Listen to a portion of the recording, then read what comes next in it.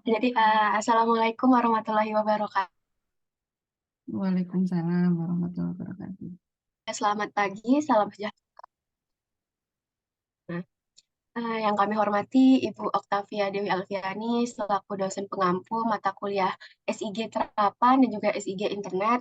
Lalu yang kami hormati pembicara kita hari ini yaitu Bapak Mirza Rahman dan juga kepada para peserta kuliah umum, kami ucapkan selamat datang di perkuliahan umum ini. Pertama-tama, marilah kita panjatkan puji syukur kehadirat Tuhan Yang Maha Esa atas berkah dan karunia-Nya kita dapat berkumpul dalam kuliah umum hari ini dalam keadaan sehat walafiat. Hari ini, tanggal 29 Mei 2023, kita akan mengikuti perkuliahan umum dengan tema 3D dan Visual Data Management dari sudut pandang keilmuan informatika. Sebelum perkuliahan ini kita mulai, perkenalkan saya sebagai Master of Ceremony pada kuliah umum. Saya Safira Bianca Putri yang akan memandu jalannya acara ini. Marilah kita buka kegiatan perkuliahan umum pada hari ini dengan membaca doa sesuai dengan keyakinan masing-masing. Berdoa dimulai.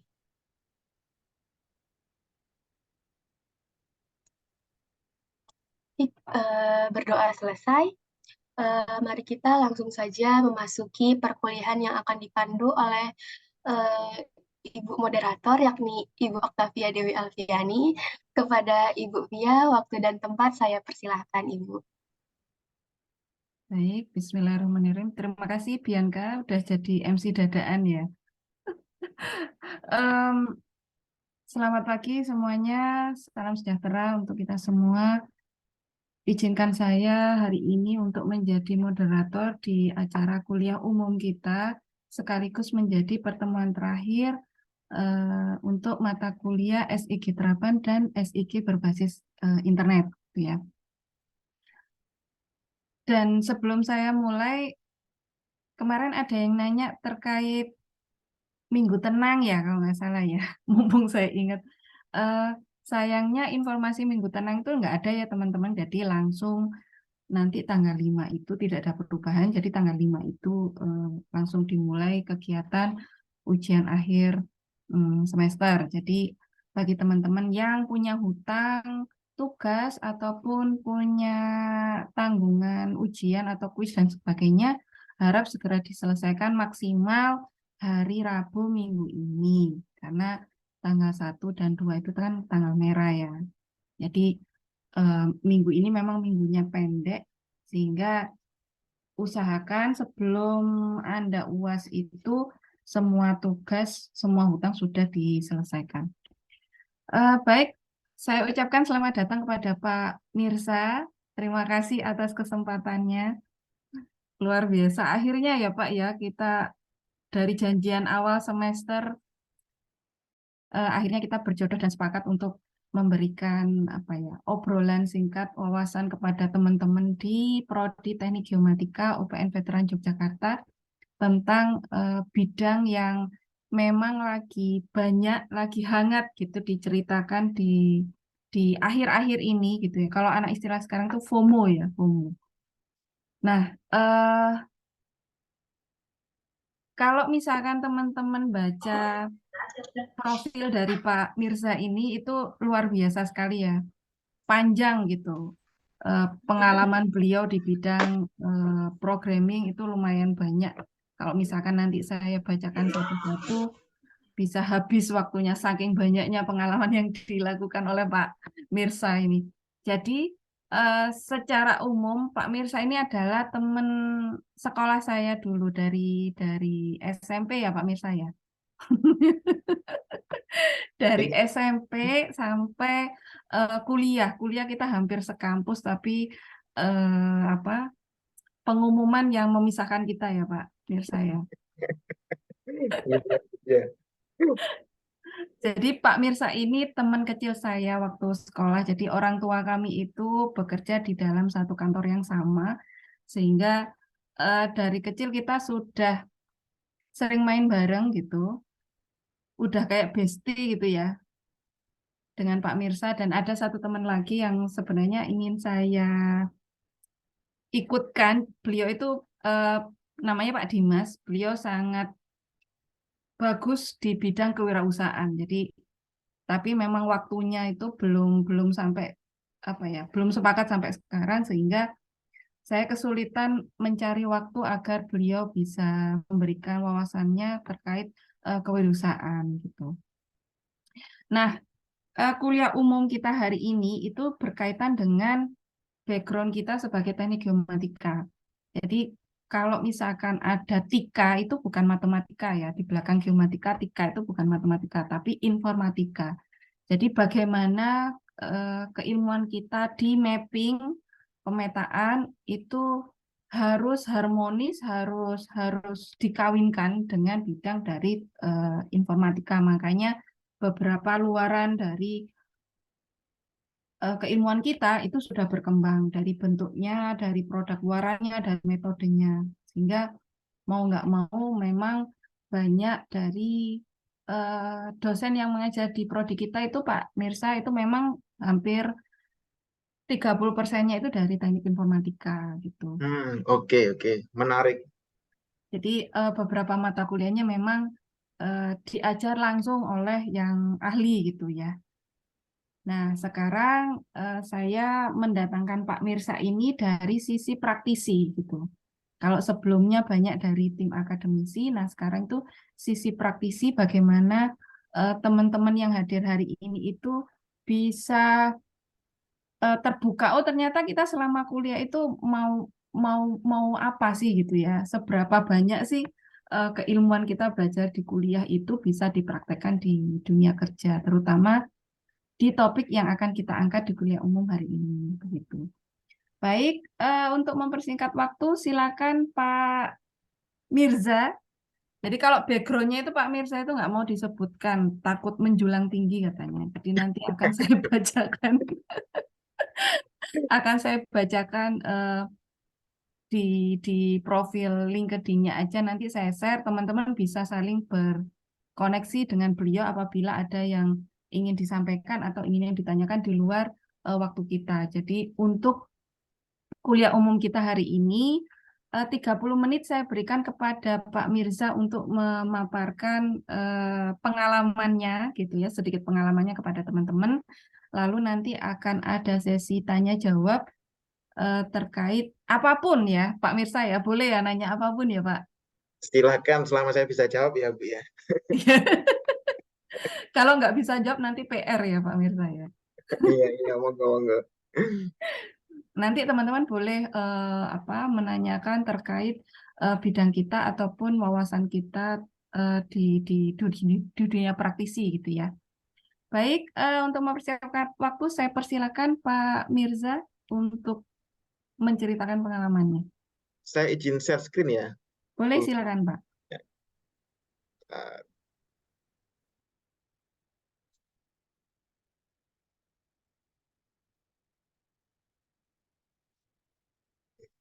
Oke.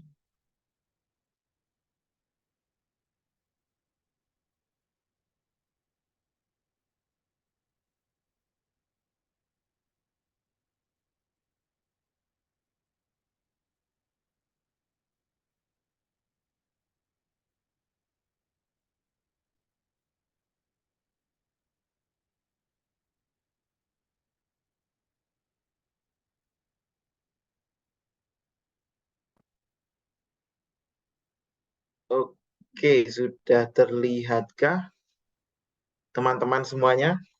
Sudah muncul Pak, silakan. Oke, terima kasih. Ya, Assalamualaikum warahmatullahi wabarakatuh. Selamat pagi teman-teman Geomatika UPN Veteran Yogyakarta.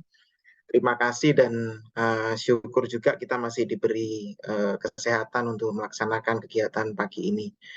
Pagi ini hanya sharing-sharing singkat 30 menit tentang keilmuan yang saya dalami. Sebenarnya masih belum terlalu dalam ya, dan eh, bagaimana implementasi di dunia nyata gitu. Mungkin ada yang bisa jadi pengetahuan untuk teman-teman semuanya. Nanti silakan kalau misalnya ada pertanyaan di tengah penjelasan saya juga, monggo silakan bertanya. Nanti kita bisa tanya jawab langsung di sesi penjelasan ini. Jadi yang mau kita bahas adalah tentang digital twin dan data management di infrastruktur project ya. Selanjutnya, seperti yang disebutkan tadi oleh Bu Via dan Mbak Bianca tadi, nama saya Mirza Rahman. Background saya IT, saat ini saya bekerja di perusahaan yang bernama Bentley System.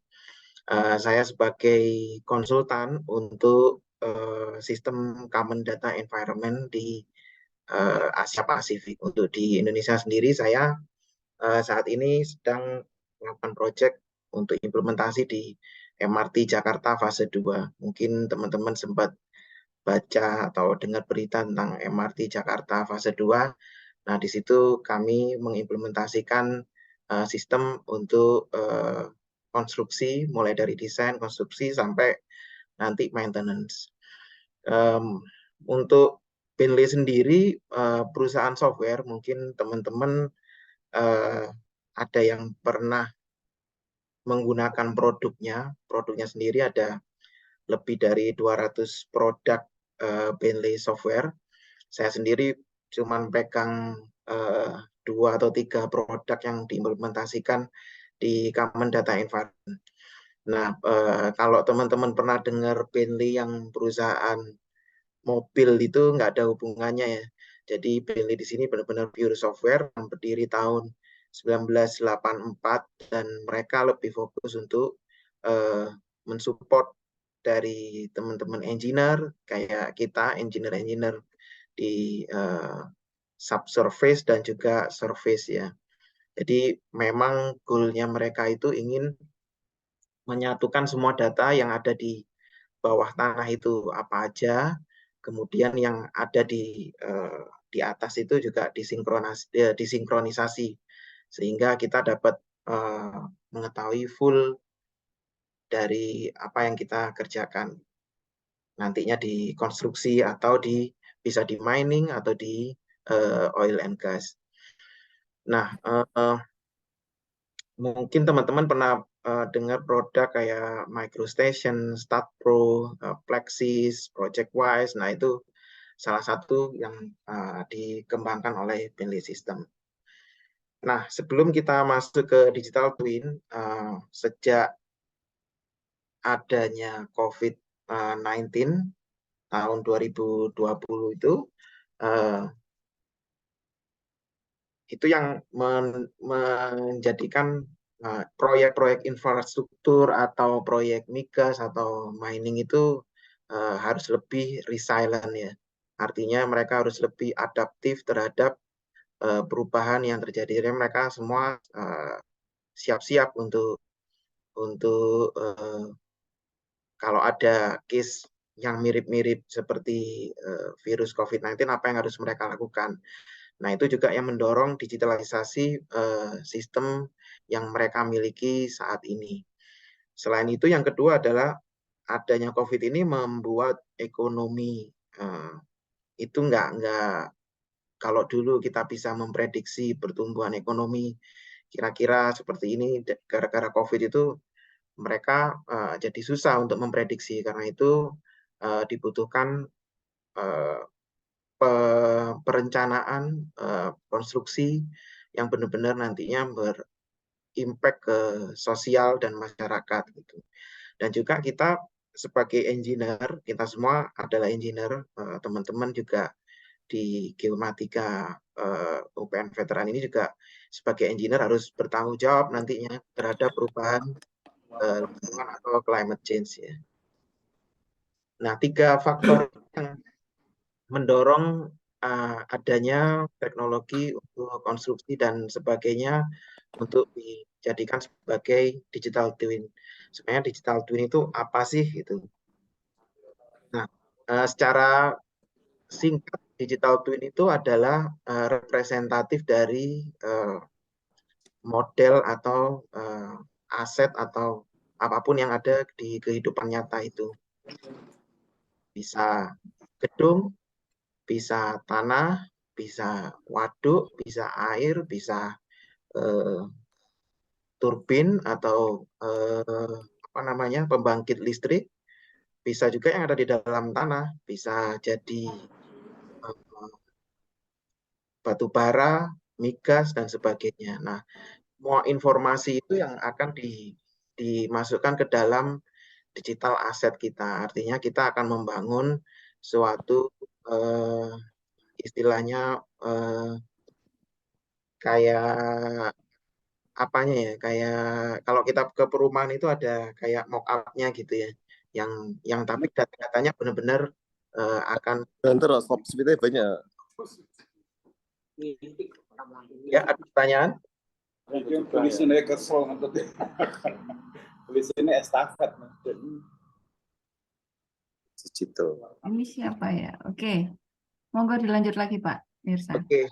Nah, digital asset ini bisa berupa dari data engineering, bisa spesifikasi, drawing, dokumen, model, analisis, bisa data spasial yang teman-teman biasanya kerjakan, data-data non-spasial.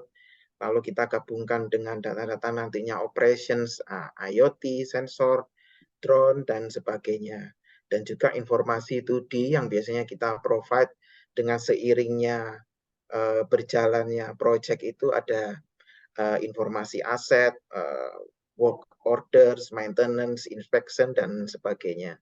Tujuan utamanya adalah kita nggak sekedar membangun suatu fasilitas, tapi mulai dari planningnya ketika kita membuat suatu pekerjaan, contohnya yang kami kerjakan di MRT Jakarta itu banyak sekali challenge-nya ya, impact-nya ke masyarakat seperti apa, contohnya harus ditutup jalannya, kita harus membuat analisa simulasi dari kalau ditutup jalannya yang sebelah sini nanti efeknya kemana gitu, harus dibuang kemana ini alurnya, atau dari analisis yang ada di dalam tanah, karena sebagian besar proyek fase 2 yang ada di MRT itu ada di underground. Mereka mau bikin nggak cuma tunnel atau untuk lewatnya kereta itu aja, mereka juga membuat kayak semi mall lah istilahnya gitu. Jadi nanti ada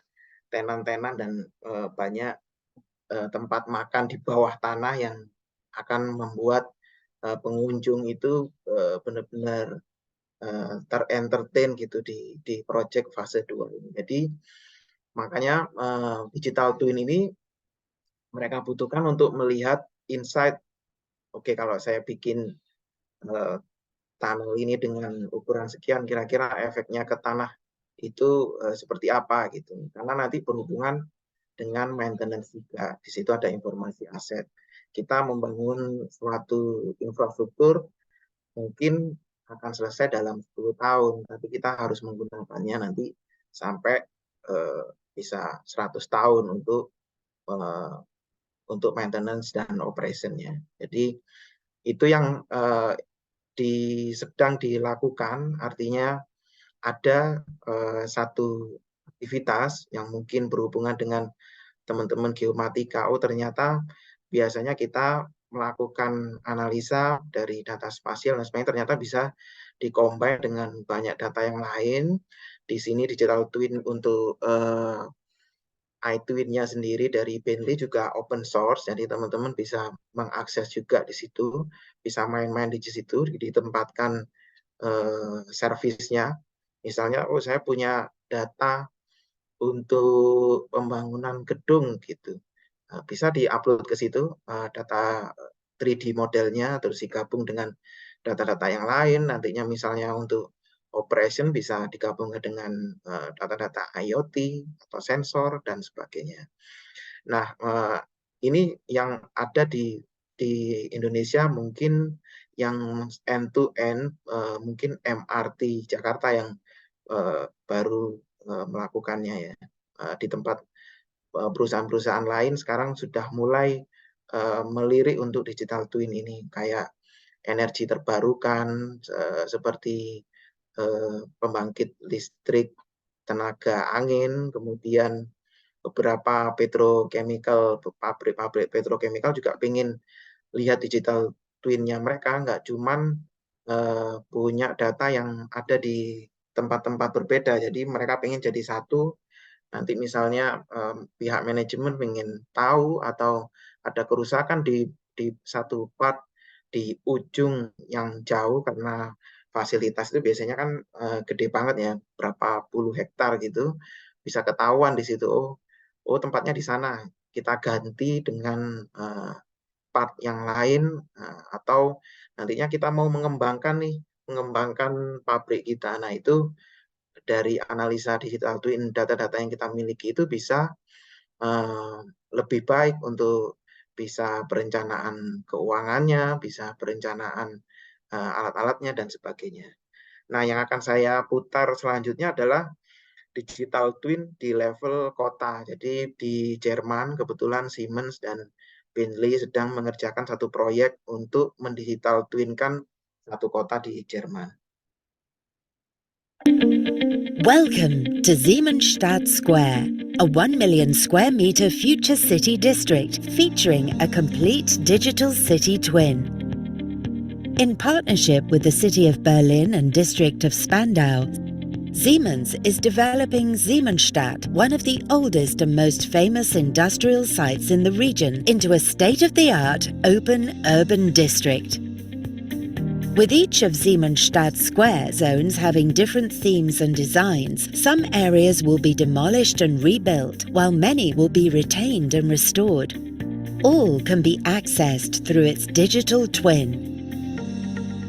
From existing site data, through planned developments to ongoing projects, Bentley's digital twin solution will help teams to connect and collaborate on data regardless of source, format, or complexity. With game-like navigation, intuitive tools enable team members to locate buildings by name or number and access key information on usage, materials, or year of construction. Overlay 2D information like parking areas, street names, and building boundaries, or review existing utility information across the site or within buildings one at a time or in any combination. Review asset performance data from IoT connected sensors and devices, plus surveys and inspection data on the condition of existing utilities. As Siemensstadt Square projects progress, the digital twin provides transparency for all, helping to optimize every aspect of design, construction, operations, and management. Urban planners have access to street layouts and landscaping information, helping to improve decision-making and enable clearer communication with different stakeholders. Architects can explore open spaces, parks and plazas, review designs, overlaying master plans and zoning maps to better understand proposals. Project managers can visualize construction sequences or access dashboards to understand building use, where live links provide up-to-date information on key performance indicators. As the urban transformation of Siemensstadt continues in the real world, additional layers of data will be captured and reflected in the digital world, increasing the benefits of Siemensstadt's digital twin further still. Our Siemensstadt twin will give us the opportunity to simulate and significantly optimize the planning and operations of our district.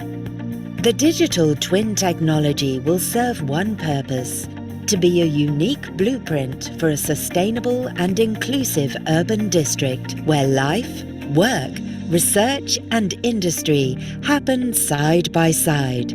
Come, co-create the digital mind shift with us. Siemensstadt Square.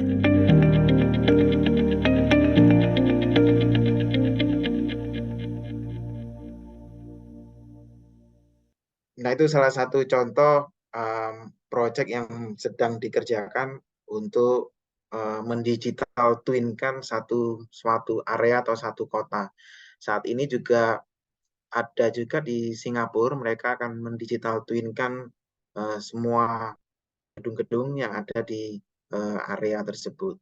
Jadi dengan adanya digital twin ini, semua infrastruktur atau data-data yang ada di surface atau subsurface nantinya akan menjadi satu dengan tujuan adalah yang di awal presentasi tadi untuk berbagai poin yang akan kita jawab nanti di masa depan.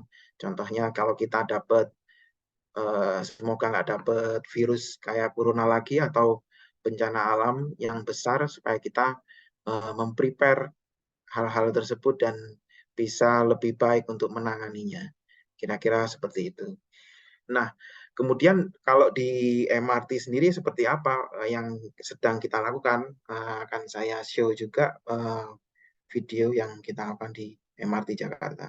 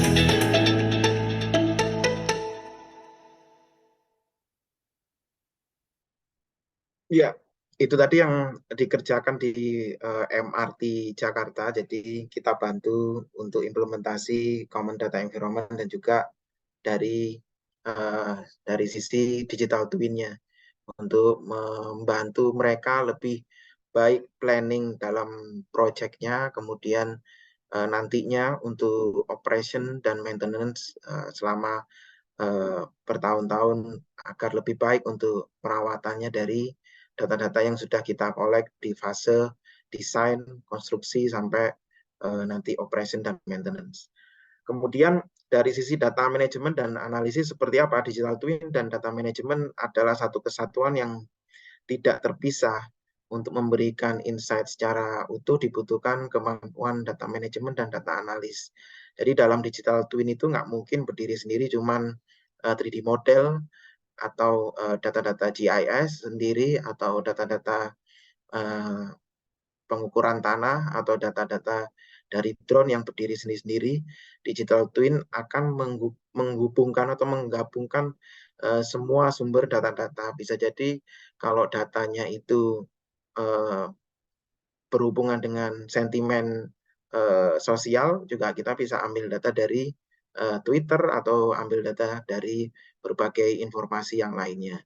Dan juga nantinya dalam digital twin akan menghubungkan data-data yang berasal dari seperti IoT atau hardware-hardware yang tersimpan di aset-aset kita. Jadi secara real time mereka akan mampu memonitoring aset yang sudah mereka bangun dan juga memberikan advice kira-kira apa yang harus mereka lakukan jika ada kerusakan atau perawatan sebagai jadwalnya seperti apa. Karena itu digital twin dan data manajemen atau data analis adalah satu kesatuan, nggak mungkin dipisahkan. Jadi mereka sebagai data manajemen atau analis sangat dibutuhkan dalam implementasi untuk digital twin ini.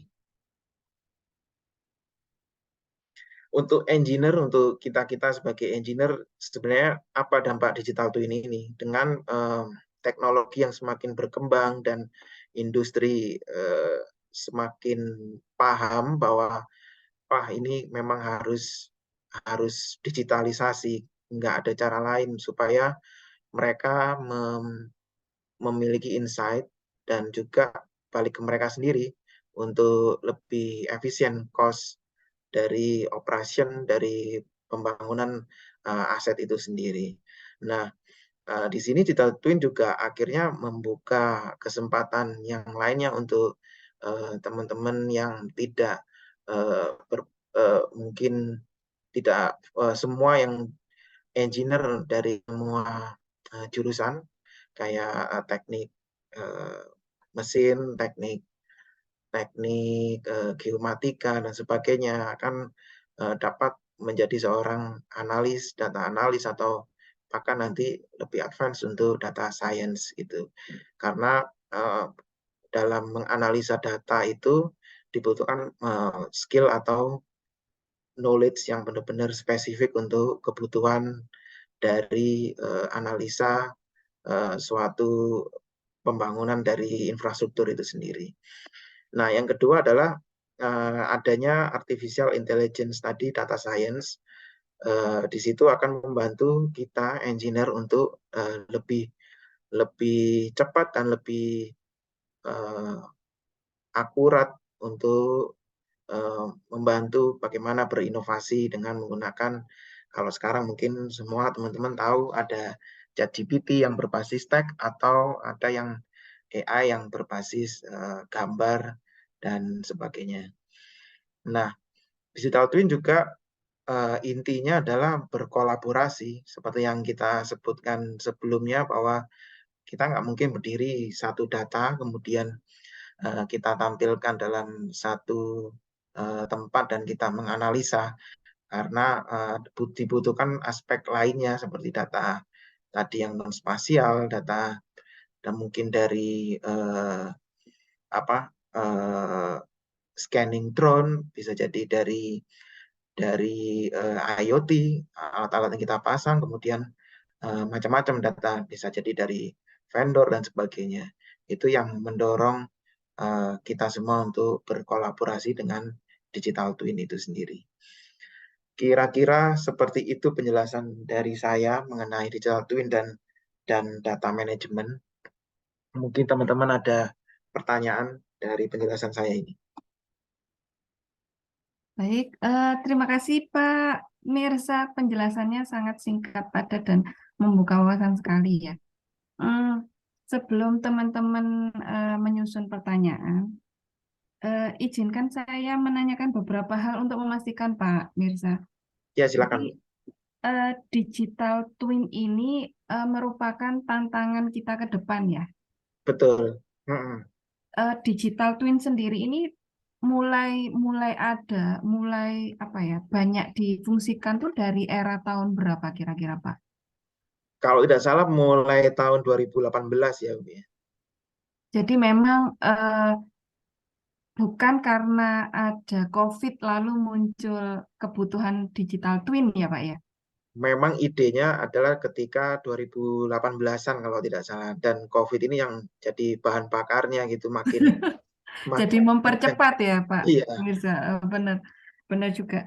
Jadi bagaimana kebutuhan ke depan tuh sebuah proyek besar itu dapat dilakukan dimanapun kita berada tanpa tanpa harus bertatap muka secara fisik gitu ya Pak. Betul, tanpa dibatasi. Jadi Benar. seperti kasusnya di MRT Jakarta itu kemarin kita untungnya implementasi di tahun 2019 ya, dan akhirnya 2020 mereka full untuk melakukan engineer-engineer yang ada di kantor harus di rumah mengerjakan kayak mengecek data 3D dari kontraktor dan sebagainya, mengecek apakah ada clash antar interface kayak gitu-gitu, semua dilakukan dari rumah gitu.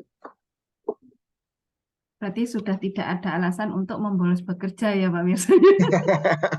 Itu mungkin kekurangannya ya, akhirnya nggak ada alasan ya.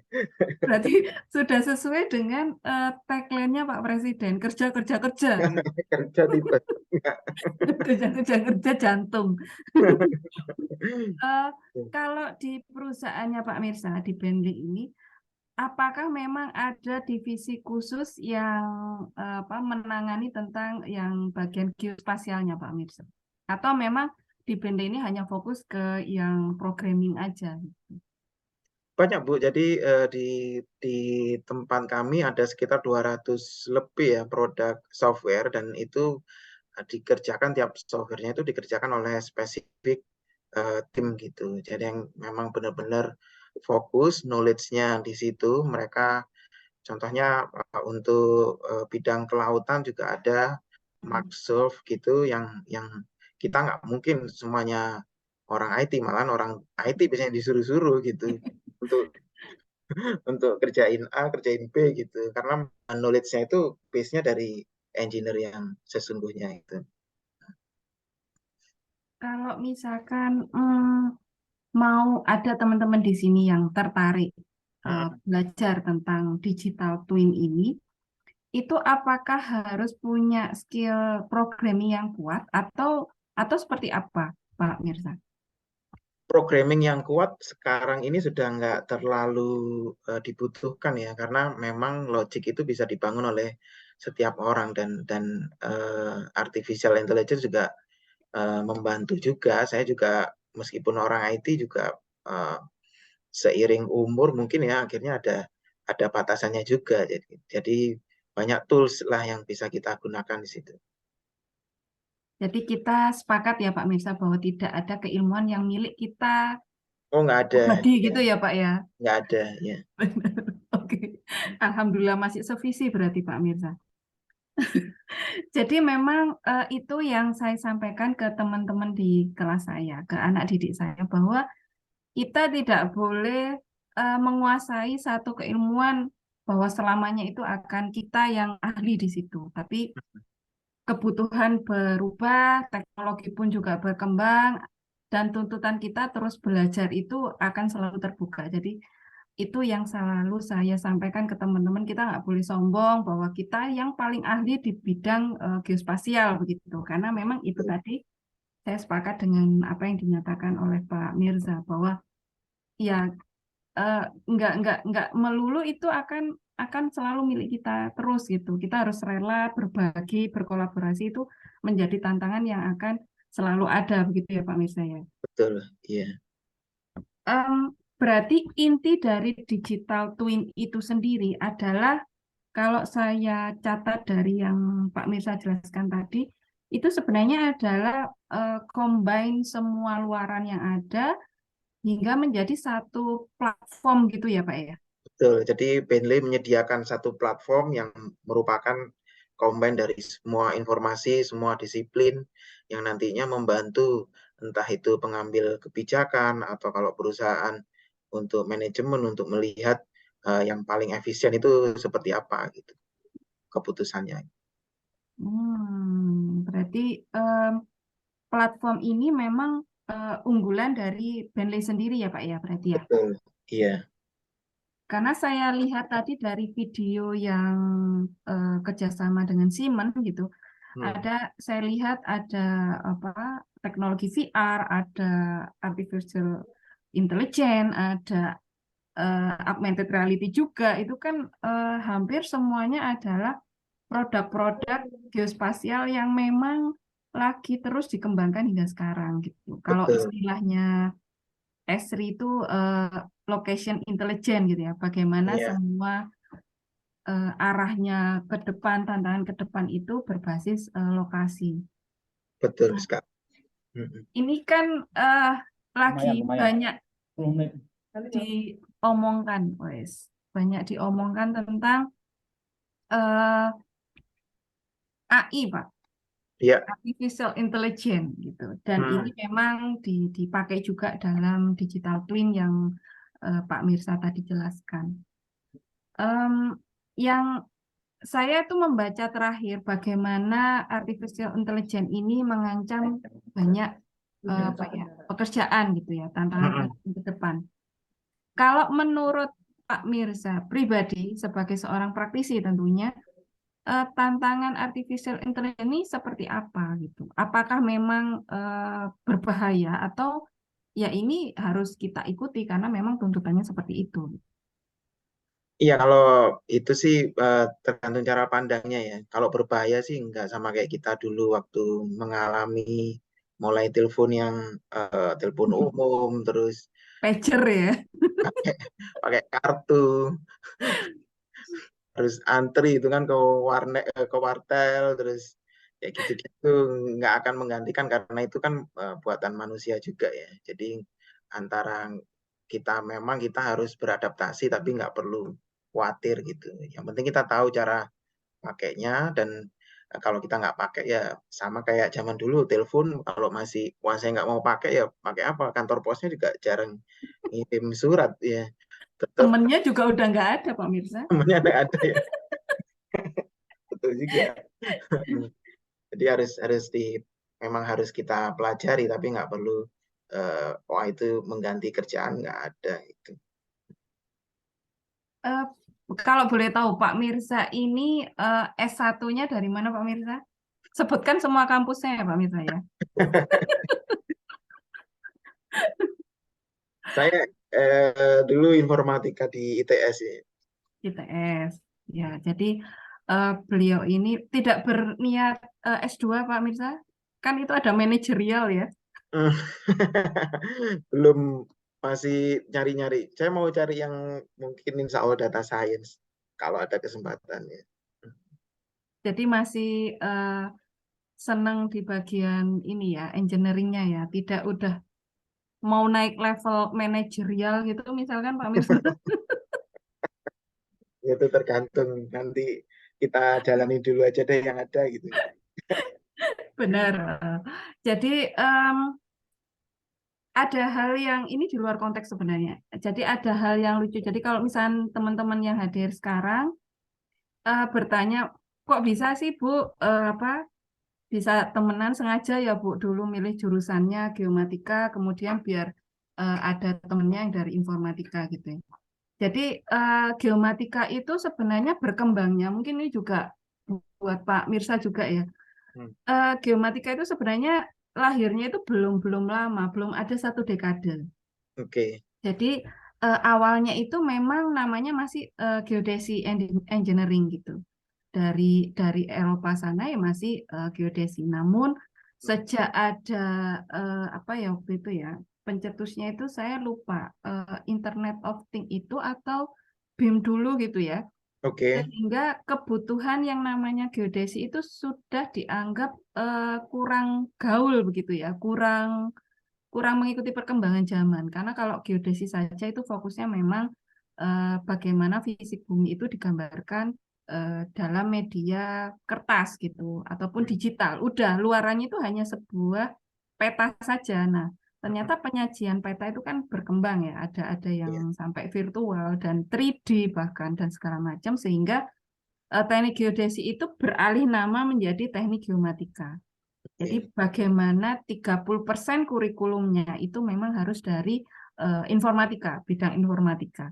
Nah, mungkin itu menjadi apa ya, wawasan untuk kita semua bahwa bukan berarti teknik geodesinya itu mati gitu, enggak gitu. Hanya memperbarui diri agar masih tetap bisa bertahan sampai ke depan gitu. Sama dengan artificial intelligence. Tidak ada hal baru yang mengancam. Kita harus welcome dengan hal baru itu, kita harus seneng ya. Teknologi baru ya Iya, Pak Mirsa ya. makin membantu kita gitu. Kadang Benar. saya minta tolong untuk bikin program juga itu artificial intelligence. Jadi nyantai kerjaannya. Wes, nyantai dan 2 digit ya Pak Mirsa ya. Anak sekarang itu bayangannya itu seperti itu Pak. Fresh graduate pasti 2 digit gitu ya. Enggak gitu juga gitu ya. Berarti ada proses yang harus dilalui dulu gitu ya. Dan kita nggak boleh berhenti untuk belajar. Sebenarnya itu ya Pak Mirsa ya. Iya. Baik, teman-teman ada yang mau ditanyakan silakan. Bisa lewat chat ataupun tunjuk tangan gitu.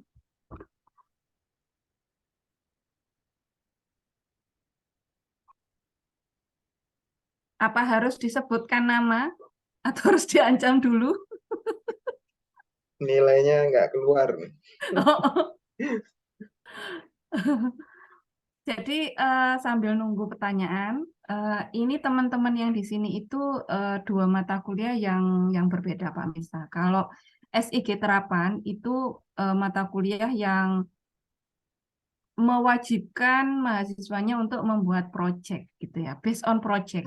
Jadi yang kurikulum sekarang itu kuliah itu mata kuliah itu harus dibagi menjadi 2, based on project atau berbasis case kasus studi. Nah, SIG terapan ini berbasis project.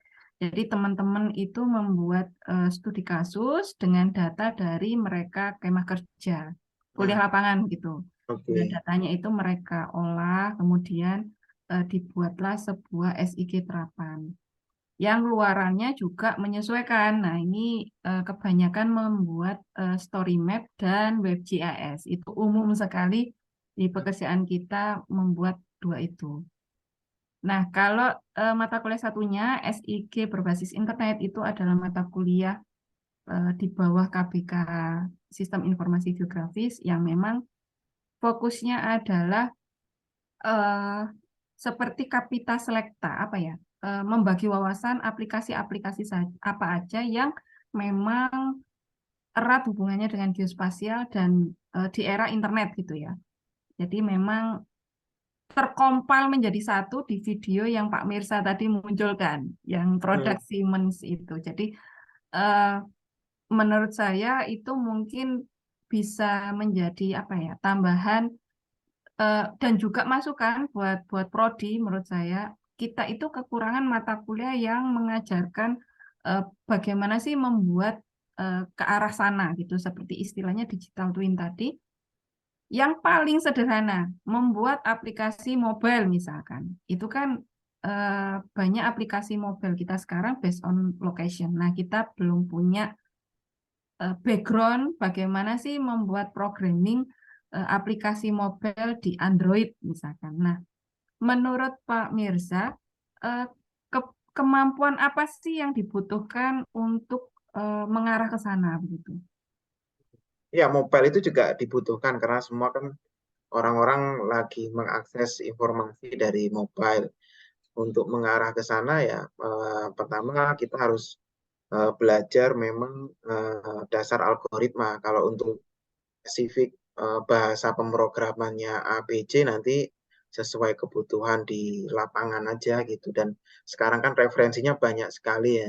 Banyak ada juga yang biasanya kita pakai coding-coding yang setengah jadi juga udah banyak di pasaran gitu. Jadi kita nggak perlu bikin dari awal gitu. Kami juga teman-teman juga ada yang mengembangkan untuk pakai generator untuk aplikasi. Jadi sudah jadul kalau misalnya kita harus 3 bulan belajar programming dari awal itu sudah nggak masuk akal itu. Ya. Mas nggak usum gitu ya Iya. Boleh silakan teman-teman, ada yang mau ditanyakan?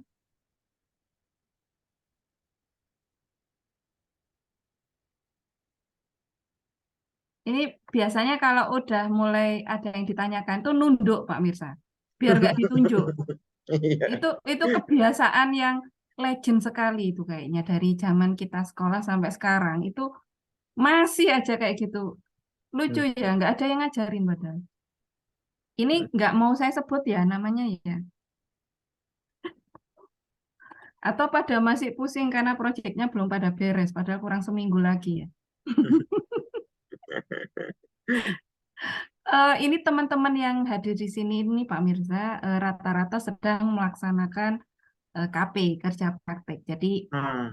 di kami di Prodi memberikan fasilitas agar teman-teman bisa melakukan kuliah jarak jauh selagi mereka KP karena pelaksanaan KP itu banyak sekarang itu diberikan apa ya pilihan selain KP reguler ada yang berbasis MBKM magang gitu ya. Jadi Hmm. teman-teman kalau misalkan KP sebulan maka magang itu bisa 3 bulan sampai 6 bulan sekalian mereka mengerjakan TA. Jadi eh, teman-teman yang hadir di sini ini rata-rata adalah mahasiswa yang sedang melaksanakan kerja praktek dan magang itu tadi. Oke. Jadi ini bulan-bulan mau UAS dan mereka harus melaporkan progres proyek di tempat kerja praktek masing-masing. Hmm. Iya, iya, iya. Jadi ini lagi masa-masa deadline buat mereka gitu ya. Em, ini beneran nggak ada yang nanya ini ya? Hmm. Baik deh. Pertanyaan pamungkas Pak Mirza. Menurut Pak Mirza, dengan melihat perkembangan ke depan, berarti seberapa besar sih tantangan tuntutan gitu ya buat teman-teman yang nanti yang akan lulus dan menyandang menjadi seorang sarjana geospasial ini. Hmm. Sarjana teknik geomatika yang memang mereka harus paham, mereka harus menguasai apa itu geospasial. Oke, memang harus paling ya harus update informasi, update teknologi, proyek-proyek sekarang, apalagi sekarang kan pemerintah kan lagi getol untuk membangun infrastruktur ya. Itu kayak jalan tol, terus ibu kota yang baru kayak gitu, teman-teman harus update juga. Banyak juga produk Bentley yang ada di situ kayak untuk scanning apa namanya scanning menggunakan drone dan sebagainya itu mungkin termasuk juga di geomatika ya Bu Via ya. Hmm. Berarti peluang itu akan sangat besar gitu ya Pak ya ke Sangat depan. besar sekali, betul. Ini ada yang mau bertanya, silakan. Ki. Siapa ini? Ki, silakan. Baik, Bu Fia, selamat pagi teman-teman dan pembicara selanjutnya Bu Fia. Nah, saya Muhammad Maulana Malik Ibrahim, izin bertanya. Pak Mirza. Ki, Pak Mirza kok Pak pembicara itu loh kebiasaan. Iya, mohon maaf Bu. Jadi begini Pak. Ya. Beberapa waktu lalu saya sempat tertarik di dunia pengembangan software. Nah, kemarin sempat mengikuti pameran, ada alat mungkin udah ada ya atau saya nggak tahu gitu. Jadi dia menciptakan alat untuk pendeteksi tekanan udara, kelembapan, terus curah hujan sama suhu. Nah, itu dia kan ada beberapa sensor yang diintegrasikan apa ya menggunakan IoT itu. Nah, itu kan berarti kan dia pakai hardware terus juga IoT-nya Pak ya. Nah, sedangkan jadi keunggulannya alatnya itu dia bisa mendeteksi secara yang 4 faktor tadi secara lokal. Kalau misalnya BMKG itu kan mungkin regional Pak ya. Nah, tapi saya juga pernah dengar banyak dari sumber itu katanya kalau proyek-proyek pemerintahan itu dia anggarannya itu sedikit kalau untuk pengembangan seperti itu aplikasi pokoknya apa ya program pengembangan software kayak gitu lah untuk pemanfaatan untuk kalangan umum gitu. Nah terus juga ditinjau dari jangkauan konektivitas di Indonesia itu ya memang di beberapa tempat sudah banyak yang dijangkau gitu tapi di beberapa tempat lain seperti Sulawesi, Maluku itu mungkin ada beberapa tempat yang nggak terjangkau gitu, dan tingkat kecepatan konektivitas yang ada gitu. Nah itu sebenarnya apa ya, kedepannya itu walaupun Indonesia kita melihat dari sisi pandang kondisi sekarang itu mungkin bakal dibutuhkan banyak, cuman kan implementasinya itu baik dari dari pemerintah ya misalnya ya Pak ya, itu kan masih kurang berarti Pak ya, kalau dilihat dari anggaran kayak gitu. Nah itu bagaimana Pak kalau pandangan Bapak? Ya, makasih Mas. Ya, terima kasih. Mas Maulana ya. Panggilnya siapa ini Mas? Maulana, Mas Malik apa Mas Ibrahim ini? Banyak banget ini namanya. Ibrahim aja nggak apa-apa. Panggilannya Kiki, Pak Mirza. Oh, Malah nggak ada di namanya. Malah nggak ada di namanya ya. Iya, memang gitu. Iya, makasih Mas Kiki pertanyaannya. Jadi memang di pemerintah itu agak tricky juga sih, tergantung seberapa open pemerintahan itu mengimplementasikan teknologi ya. Kayak di MRT Jakarta sendiri, saya dulu sebelum join ke project ini juga project migas di luar negeri gitu, di Middle East. Di situ saya tahu produk Bentley dan saya kenal sama orang-orang Bentley itu.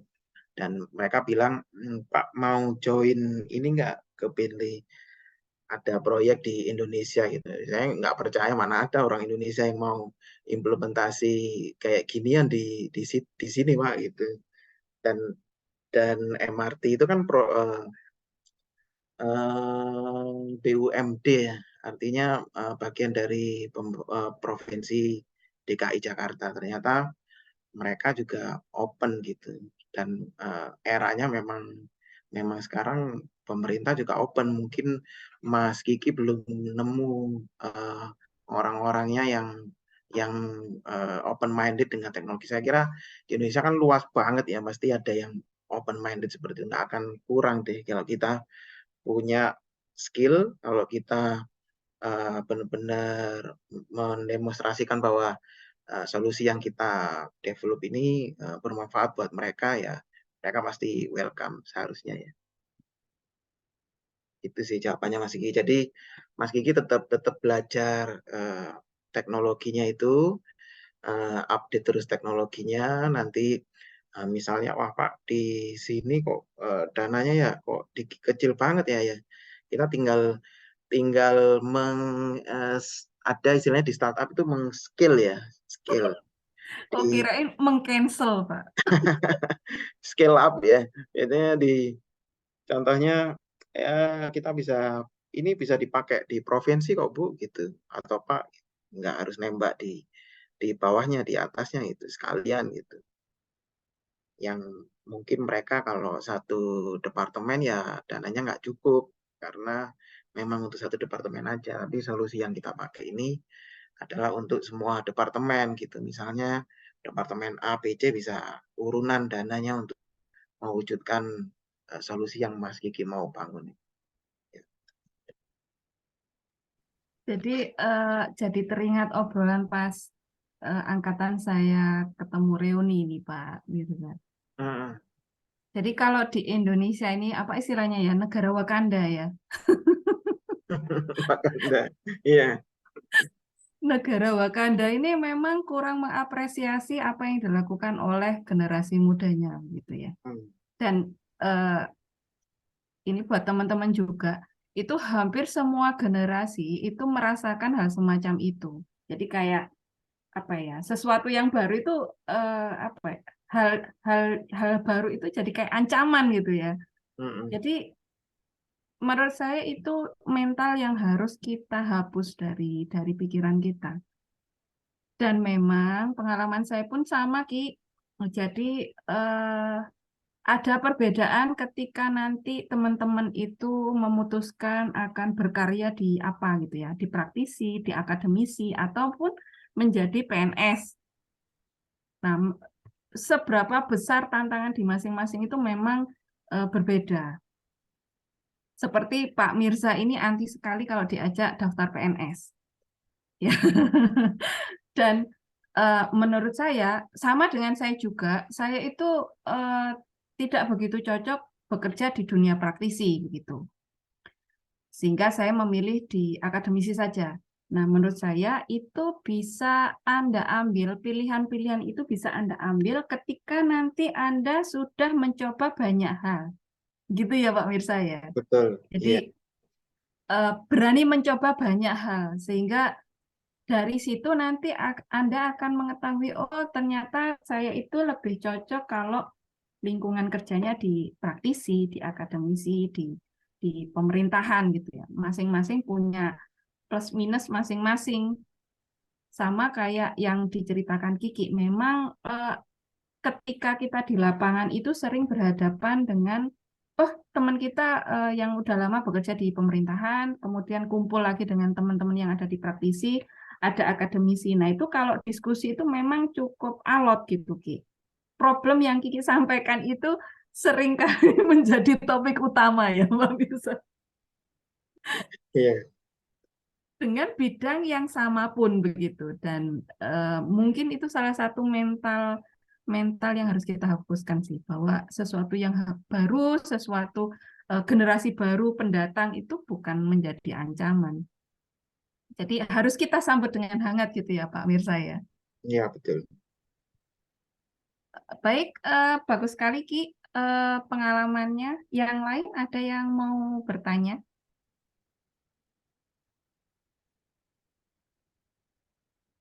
Hening ini biasanya tanda-tanda pingin ditutup ini Pak Mirsa. Jadi mereka itu saling chat gitu ya. Udah, awas kamu nanya gitu.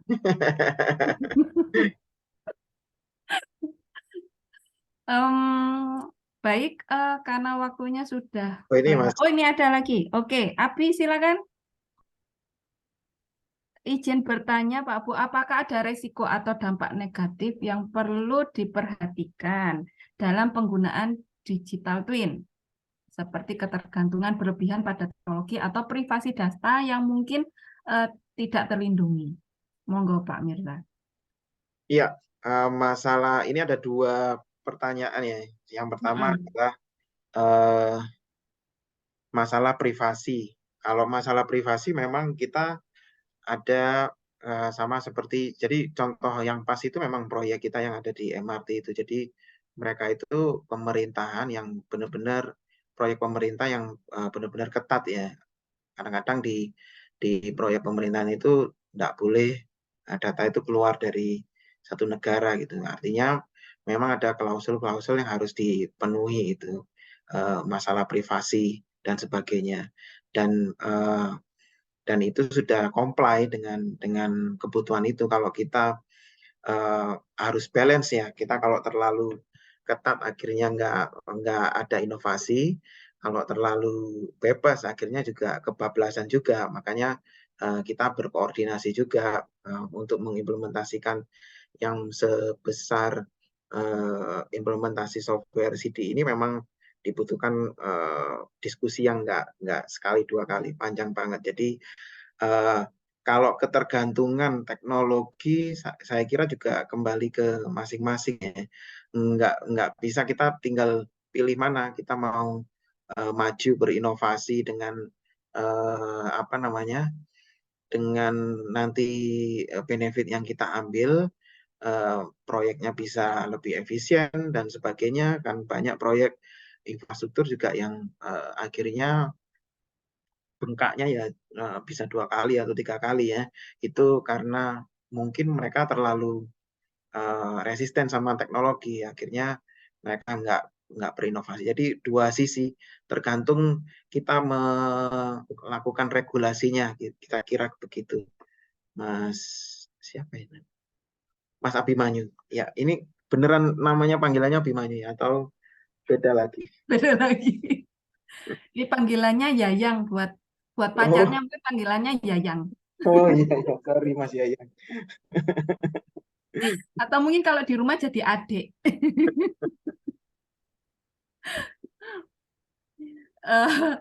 Jadi kalau saya perhatikan itu memang setiap hal itu pasti dua mata sisi yang memang kita harus berhati-hati ya Pak Mirza ya. Betul. teknologi apapun, kemudahan apapun itu kita harus selalu aware gitu. Jangan gampang terlena gitu ya. Seperti kasusnya KTP digital ya Pak, yang tahu-tahu sudah terjual data kependudukan kita di dark web, itu menurut saya sangat wow sekali, di mana data tersebut adalah yang menyimpan kementerian yang memang ahli di bidang keamanan data digital. Itu menurut saya menambah tantangan buat semua engineering sih, semua engineering jadi kena imbasnya gitu ya. Semua orang jadi lebih was-was gitu. Mas, nanti kalau data saya kasih bocor enggak gitu. Itu hampir pertanyaan yang umum sejak tragedi KTP itu sendiri. Jadi mungkin Pak Mirsa merasakan ya, bergesekan dengan orang-orang pemerintahan gitu ya. Pertanyaan itu udah sering sekali pasti muncul. Sering sekali, iya betul. Aman nggak ini gitu ya? Ini nanti gimana? Kalau di bidang Pak Mirza, informatika itu sebenarnya turunannya itu ada berapa banyak sih? Mengingat sekarang itu kayaknya semuanya itu lagi ngehitnya bidang informatika gitu ya. Apakah ada yang ngurus cyber sendiri? Kalau misalnya di kami itu kan ada subjurusannya itu ada 4 gitu ya. Yang bermain drone itu ada sendiri di fotogrametri dan penginderaan jauh. Kemudian nanti ada yang bermain dengan data satelit, Pak. Kemudian ada SIG bidang saya. Kemudian ada pemetaan permukaan terestri. Nah, kalau di informatika itu bagian-bagiannya ada nggak sih, Pak? Yang jangan-jangan memang di informatika ada geoinformatika, jangan-jangan gitu. Iya, waktu dulu saya itu kalau nggak salah ada 4 ya. Yang pertama itu software development yang dulu masih booming. Kemudian ada business intelligence, dulu nggak sampai artificial intelligence, masih sebatas untuk menganalisa data. Kemudian ada juga yang ketiga itu di jaringan gitu. Di jaringan itu yang mereka lebih fokus untuk mendesain arsitektur, dan yang terakhir kayaknya cyber security. Sekarang kayak udah pecah lagi ke data analis, data science, kemudian lebih spesifik ke bioinformatika juga. Saya kurang update juga. Tapi intinya ya mirip-mirip lah. Iya benar ya. Memang tuntutannya harus mengikuti kebutuhan ya Pak Mirsa ya. Saya tertarik dengan pernyataan Pak Mirsa tadi bahwa akan melanjutkan ke data science, sama di bidang kami pun gitu ya. Rata-rata yang mengambil studi lanjut itu memang diarahkan ke data science. Nah, saya ingin melihat pandangan Pak Mirsa ke depan, kenapa kok milih data science gitu? Iya, karena memang ke depannya itu teknologi akan semakin apa ya, settle ya istilahnya ya. Artinya saya juga harus memikirkan nanti dunia IT kayak gimana gitu. Saya sendiri juga harus berkembang gitu. Nggak bisa settle juga. Nantinya semua aplikasi sudah terinstall, semuanya sudah masanya IT itu sudah Jenuh gitu ya. Sudah jenuh, iya. Terus selanjutnya apa gitu. Nah, yang saya lihat sih memang karena data-data atau aplikasinya udah settle, pasti datanya udah makin banyak. Banyak, benar. Nah, itu yang mungkin harus kita olah gitu, cari apa, ngeker-ngeker datanya itu.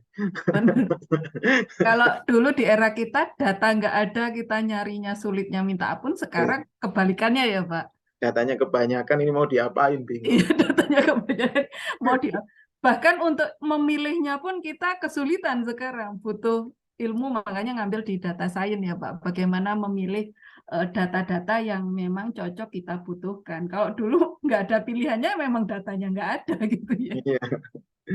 Data science pun paling yang paling bagus ya harus balik ke ilmu aslinya, ke statistik. Iya benar. Jadi background-nya itu statistik. Jadi kalau ada teman-teman di sini, di kami itu ada statistik mata kuliahnya apa ya, statistik ya. Ada hitung perataan Pak, kemudian statistik dasar pun juga diberikan. Nah, itu rata-rata, bahkan saya pribadi pun gitu ya, mempelajari statistik itu seperti momok gitu. Wah, ini main apa sih, datanya nggak ada, nggak terlihat, tapi kita harus hitung. Nah, Betul. itu justru mungkin hikmahnya itu akan terkuak nanti kalau pas data science ini mulai booming ya, Pak ya. Iya. Ada lagi pertanyaan? Ini kelebihan 14 menit, nanti rate-nya Pak Mirsa naik ini saya. Oke, ini ada dari Albert, Pak Mirsa. Silakan, Mas. Izin bertanya Pak Bu, bagaimana proses integrasi data dari berbagai sumber untuk menciptakan digital twin yang akurat gitu. Ya itu, ya silakan. Kemudian pertanyaan selanjutnya, bagaimana kalau terjadi perbedaan data dan akurasi dalam kebijakan? Terus menormalisasi datanya menjadi satu kesatuan itu gimana? Gitu. Monggo Pak Mirsa. Ya, data pasti akan berbeda-beda karena sumbernya juga berbeda-beda ya. Untuk melakukan akurasi itu biasanya kita memang sekarang itu selain data science ada prosesnya juga, alur data itu ada, makanya yang tadi saya sebutkan itu ada data analis, data science, ada juga sebenarnya yang belum disebutkan lebih IT lagi itu data engineer, ada data katalog. Jadi kita mau mengalirkan data yang satu size-nya 1 tera atau berapa tera itu nggak bisa langsung kita tarik, nggak mampu gitu. Jadi itu pun timnya masih kita bagi-bagi gitu. Ada data katalog itu tugasnya adalah melakukan library atau mendefinisikan kolom-kolom apa aja yang mau kita ambil untuk kebutuhan dari visualisasi data itu sendiri. Jadi ada timnya sendiri yang melakukan mengkategorikan data itu. Jadi kayak misalnya kita mau ke perpustakaan, Pak, buku tentang keuangan itu di mana ya? Nanti tugasnya data katalog, oh ada di ujung pojok kanan ke rak nomor 2, itu tugasnya data katalog. Nah, setelah data katalog selesai, baru nanti diturunkan ke data engineer. Ke data engineer itu akan ada membentuk data pipeline di situ yang mereka dari informasi data katalog itu mereka melakukan metode datanya ini kita ambil sekalian banyak, kuat nggak kira-kira, atau kita pecah-pecah gitu. Bisa pakai HDFS, Hadoop, atau proses load balancing yang ada sekarang gitu. Itu tugasnya data engineer. Itu untuk mengalirkan data. Mengalirkan data itu ada tugasnya sendiri bagian data engineer gitu. Nah, setelah data engineer selesai, ada juga data quality. Setelah data itu mengalir lalu nyampe ke tujuan, ada tim namanya data quality untuk memastikan data-data yang kita ambil itu dari berbagai sumber itu sesuai dengan kebutuhan dan clean gitu, yang diproses di data engineer. Jadi mereka melakukan validasi random atau running script untuk memastikan data-datanya sesuai dengan kebutuhan. Nah, setelah itu baru finalnya adalah di data analis yang menampilkan data-data yang kita turunkan dari berbagai sumber data tadi yang besar banget untuk ditampilkan bisa ke report Power BI atau ke report Tableau dan sebagainya. Kalau mau dianalisa lebih lanjut lagi bisa, itu tugasnya data science untuk melakukan berbagai formulanya itu yang susah itu untuk cari pattern-nya itu. Kira-kira seperti itu untuk bagaimana cara supaya akurat. Jadi kita bagi-bagi tugasnya mulai dari sumbernya sampai ke tempat yang kita tuju gitu. Nah, ini normalisasi. Bagaimana cara oh ini teknis banget. Ini bisa lama ini, Mas. Normalisasinya banyak caranya itu. Bisa banyak triknya. Mungkin nanti Mas siapa ini? Albert. Mas Albert bisa diskusi lebih lanjut dengan saya nanti normalisasi datanya. Mungkin itu pertanyaan yang di dalamnya ada modus, Pak Mirsa. Bagaimana bisa bergabung ke Bentley gitu ya, sehingga arahnya ke sana. Boleh. Karena mereka ini kan TA aja belum gitu ya, Pak. Jadi mungkin kalau mau nanya peluang pekerjaan tuh malu gitu ya. TA aja belum ngurusin Nggak kerjaan. apa-apa. Dulu saya juga kuliah udah kerja karena ya kebutuhan untuk nonton dan sebagainya kan Iya itu benar. Dan ada untuk kosnya. wakuncar ya, Pak. Kalian tahu nggak istilah wakuncar? Waktu kunjung Nggak ada. pacar. Tahu nggak? Itulah adalah lagu dangdutnya itu. Dulu saya ngeblank juga kuliah mulai semester 1 itu ngapain sih informatika ini, baru tahunya ya waktu Benar. harus wakuncar itu akhirnya harus cari uang, baru ikutan part time proyek, ternyata ini tuh yang Sama Pak, sama. Jadi tuntutan masa muda itu membuat kita nambah wawasan memang. Ini ada lagi Pak pertanyaan dari Atar. Kendala yang cukup menyulitkan di dalam melakukan pekerjaan digital twin itu apa sih gitu?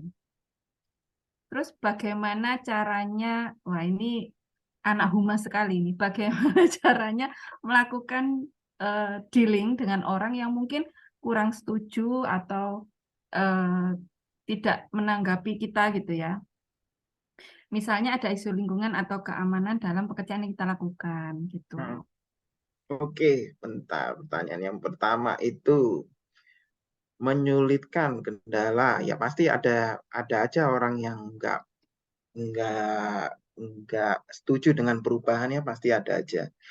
Nah, itu kita tinggal cari tahu sebenarnya apa sih problemnya dia, apa masalah personal atau masalah kekhawatirannya apa gitu ya Pak ya? Iya, dicari kekhawatirannya apa, lalu kita jelaskan dengan baik-baik. Kalau nggak bisa baik-baik ya kita harus memang harus diskusi dengan pemangku kebijakan gitu.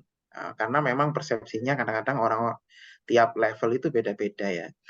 Kalau kita mengimplementasikan software ada yang level manajerial, itu lebih ke insight-nya mau lihat ini seberapa sih mereka merasa tenang gitu kalau ngelihat datanya disajikan itu bagus, terus akurat dan mereka bisa ngambil keputusan dengan cepat. Kalau level bawah mungkin ya pusing juga. Ini buat apa sih nginput data, ini nambah-nambahi kerjaan dan sebagainya. Nah, itu kita harus jelaskan ke mereka, ini loh tujuan kamu nginput itu nantinya kita bisa membantu di fase ini gitu.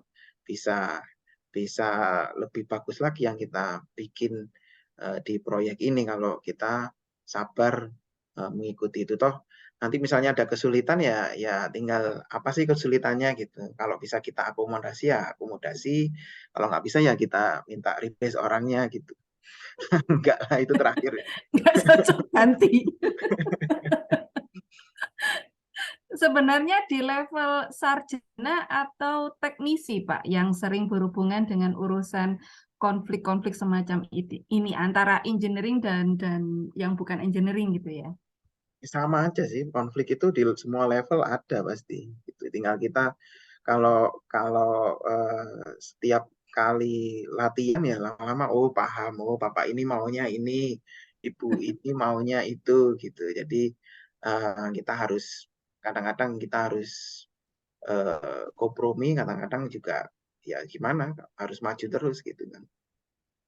Jadi sebenarnya seorang engineering itu kemampuan humasnya juga harus tinggi ya Pak Mirza ya. Betul, iya, berinteraksi dengan berbagai departemen macam-macam. Apalagi kalau di geomatika kayaknya untuk survei-survei itu kan pasti ada di lapangan ya, lebih challenging lagi itu. Benar. Dan mungkin tiap level itu tantangannya bisa beda-beda gitu ya Pak Mirza ya. Jadi bagaimana konflik ke masyarakat itu kita nanganinnya harus kayak gimana, kemudian kalau ketemu pihak desa harus gimana gitu ya Pak ya. Iya. Jadi itu salah satu alasan Anda kenapa diharapkan untuk bisa berorganisasi itu antaranya. Karena kita tidak diajari untuk komunikasi semacam itu di kelas. Jadi pengalaman konflik-konflik itu carilah masalah ya, carilah masalah. carilah masalah itu untuk mengatasi kemampuan humas tadi itu memang kita butuhkan di dunia pekerjaan apapun, baik itu praktisi, akademisi ataupun pemerintahan gitu. Itu Atar. Oke. Ini pertanyaan terakhir ya. Nanti kalau ada pertanyaan lain, mesti wes ini injuring time ini ki gerudukan, heran aku. Nanti kalau ada pertanyaan lain bisa di luar kelas mungkin ya, bisa lewat LinkedIn-nya Pak Mirza untuk tanya-tanya di sana, message-nya di sana, silakan. Nah ini pertanyaan terakhir Pak. Apabila dihubungkan dengan keilmuan geomatika yang seperti saya bilang tadi 30% keilmuan informatika, apakah memungkinkan apabila diimplementasikan ke konsep digital twin? Itu. Iya betul, sangat memungkinkan sekali ya, karena kan tadi sumbernya banyak yang untuk membangun digital twin itu nggak mungkin dari satu sumber. Jadi dengan keilmuan yang kita miliki, kita pasti akan sangat dibutuhkan di situ untuk implementasi digital twin itu. Ya, VI. yang Rio takutkan tuh belajarnya kemana Pak? Ini kita udah semester 6 gitu. Oh, banyak referensinya. Nanti saya kasih linknya di chat untuk yang bisa dipelajari teman-teman. Atau mungkin nanti video Pak Mirza bisa linknya dikirim ke saya Pak, biar nanti saya bagikan di Google Classroom saja. Jadi Pak Mirza cukup japri ke saya aja, nanti saya teruskan di kelas gitu. Oke, siap. Baik, terima kasih ya teman-teman semuanya. Terdengar rumit. Ya kamu ngantuk, kurang sarapan atau kebanyakan sarapan Rio, rumit piye to. Wong kabeh ngikuti ya biasa wae itu. Makanya aja disambi karo angon sapi. Ngrungokno sing tenanan gitu loh. Oke, terima kasih. Wah itu Pak Lingga ini usil nih, nggak usah dijawab kalau Pak Lingga ini. Pak Lingga ini teman saya yang saya ajak untuk join, jadi nggak usah dijawab.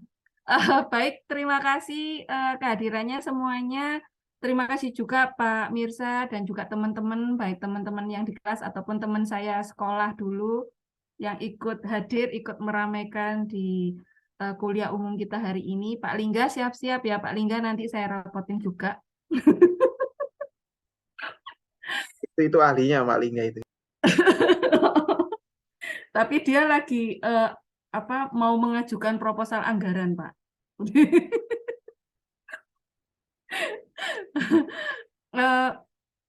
Saya tutup kuliah umumnya, saya kembalikan ke MC. Terima kasih Pak Mirza.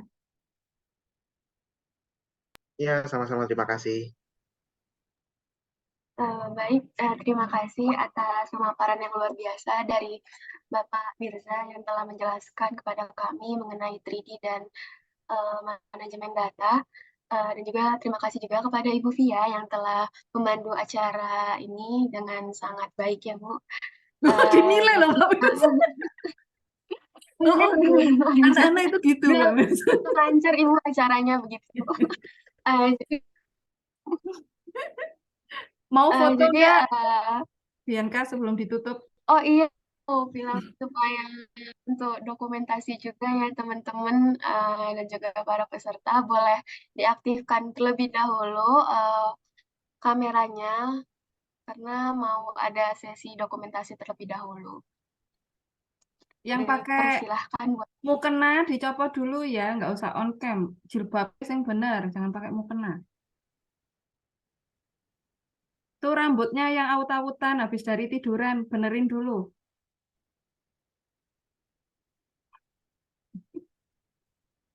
Boleh dihitung, Bianca?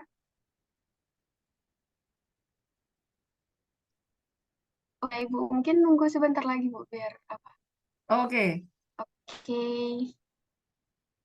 Ini udah biar full dulu. Itu Oke, kameranya saya benerin apa? izin. Sampai di bawah hidung gitu. Yang muka full gitu. Nah, benerin kameranya. Kepala kok sampai hidung tok itu. Ayo.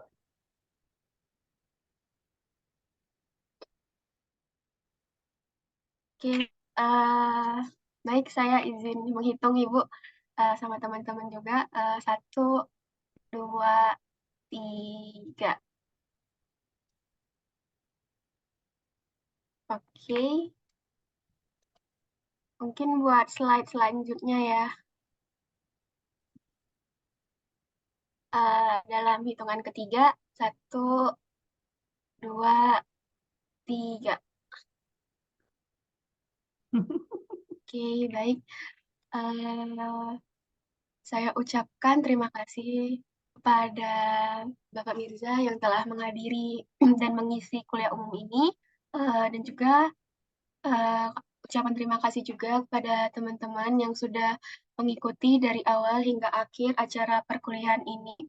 Harapannya dari perkuliahan hari ini tuh bisa kita semua dapat wawasan yang luas mengenai materi-materi yang sudah diberikan oleh Bapak Mirza. Akhirul kalam, saya Safira Bianca Putri sebagai MC. Mohon izin mengundurkan diri apabila ada kesalahan secara lisan maupun tidak. Kami memohon maaf yang sebesar-besarnya. Assalamualaikum warahmatullahi Waalaikumsalam Waalaikumsalam warahmatullahi Terima kasih wabarakatuh. semuanya.